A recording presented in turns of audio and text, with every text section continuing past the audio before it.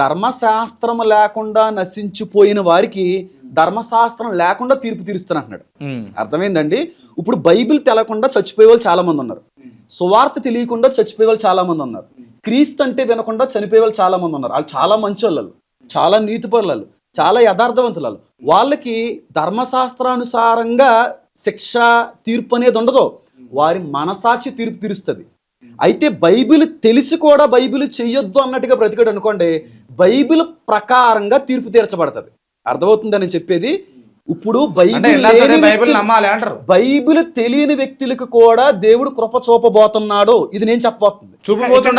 కానీ ధర్మశాస్త్రానుసారంగా బతకాలంటే బైబిల్ ఎలాగైతే మనిషిలా బతకమన్నదో, నీతిగా బతకమన్నదో, బైబిల్లో ఉన్నట్టు బతకాలి అంటారు. బతకాలి.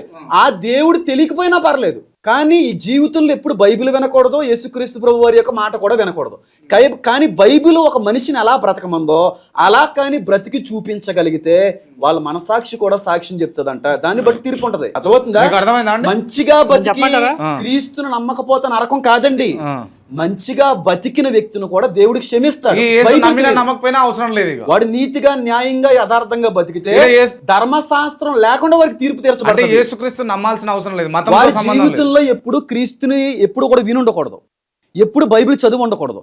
జీవితంలో బైబిల్ అనేటువంటిది వాళ్ళకి తెలియకుండా బైబిల్ ప్రకారంగా బతకగలిగితే, పరిశుద్ధంగా బతకగలిగితే, పాపం చేయకుండా బతకగలిగితే, ఎవరిని హతమార్చకుండా, ఎవరిని బాధ పెట్టకుండా బతకగలిగితే దేవుడు వారిని క్షమిస్తాడో.